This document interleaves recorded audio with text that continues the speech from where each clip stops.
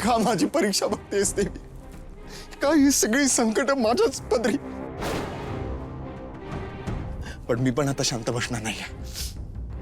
माझं पारूवर प्रेम आहे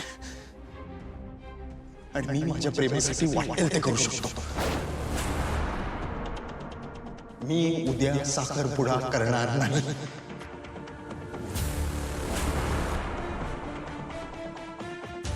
ज्या बोटात साखरपुड्याची अंगठी जाणार तेच बोट जखमी असेल तर?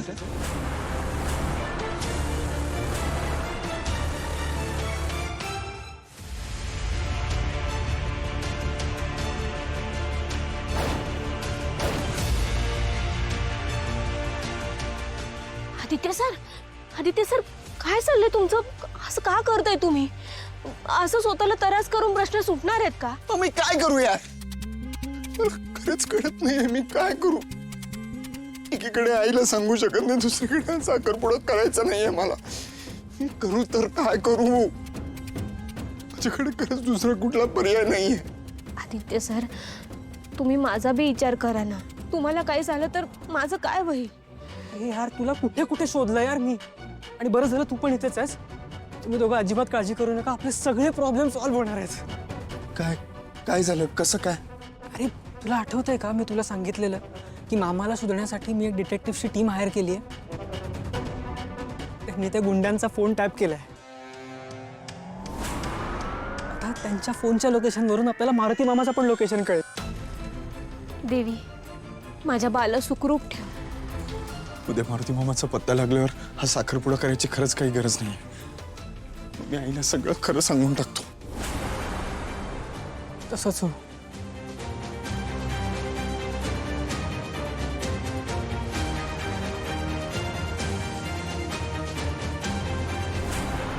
नाही, हे असं यांच्या मनासारखं होऊन चालणार नाही. साजिरी आणि आदित्यचा हा साखरपुडा झालाच पाहिजे.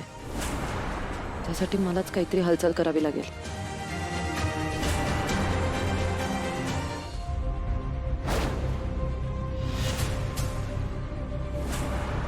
मला पाणी द्या. पाणी पाणी दे. मला पाणी द्या.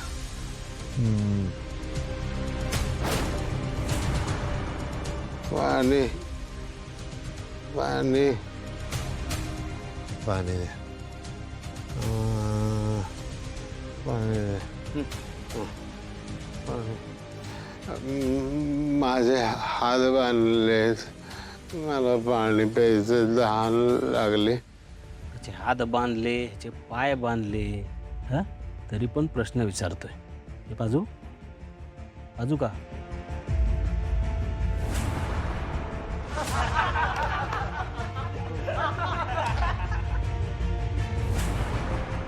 तुम्ही सगळे असे माझ्याशी का वागताय?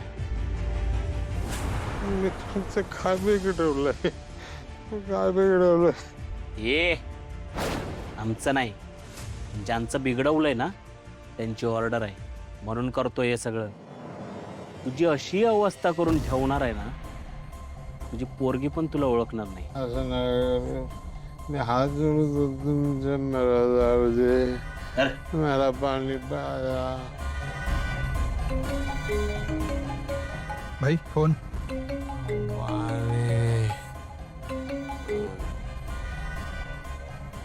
ऐक मी जे सांगते ते एकदम नीट ऐक. तू जिथे आहेस तिथून लगेच आता पळून जा. तुझं लोकेशन ट्रेस झालंय. तुला जास्त वेळ तिथे एका जागी थांबता येणार नाही.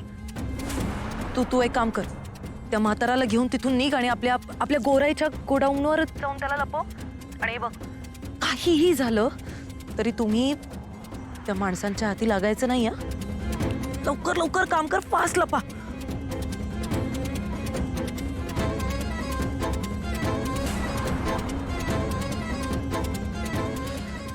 चला, साहेबाची बदली झाली.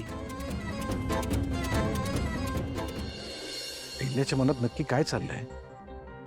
ती साखरपुडा करायला एवढी उतावळी का झाली?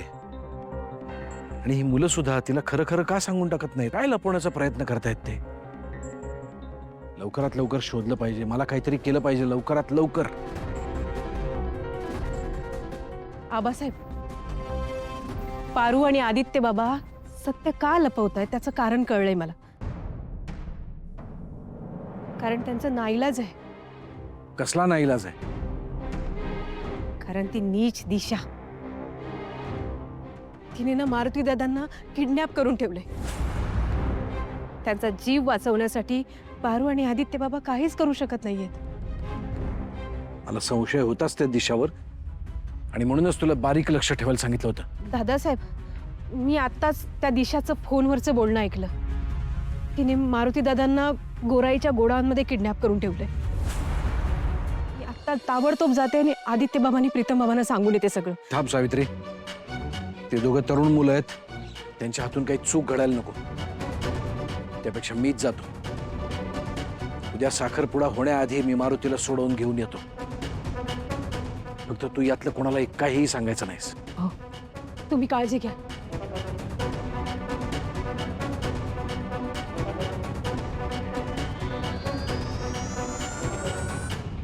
परमेश्वरा, आबासाहेबांना या सगळ्यात यश दे.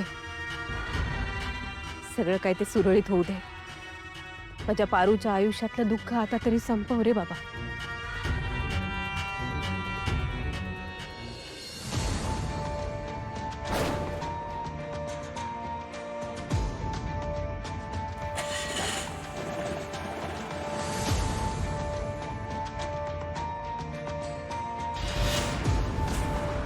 जा जा जा सयाची, एकदम फास्ट जा.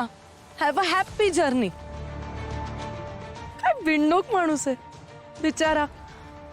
त्याला वाटत असेल तो तिकडे जाऊन त्या मारुतीला सोडवून इथे आणेल, पण बिचारा सयाजी, त्याला काय माहित, तो स्वतःच मृत्यूच्या मार्गावर चाललाय. मला माहित होतं ती चोंबडी सावित्री माझ्या मागे येऊन सगळं ऐकते. म्हणूनच तर मी स्मार्टली त्या बावळट सयाजीला सगळी चुकीची इन्फॉर्मेशन पास केली. तू एक काम कर, त्या म्हाताराला घेऊन तिथून निघ आणि आपल्या गोराईच्या गोडाऊनवर जाऊन त्याला लपव. हा, आणि हे बघ, काहीही झालं तरी तुम्हाला या माणसांच्या हाती लागायचं नाही. हा, लवकर लवकर काम करा, एकदम फास्ट तिथून पळून जा.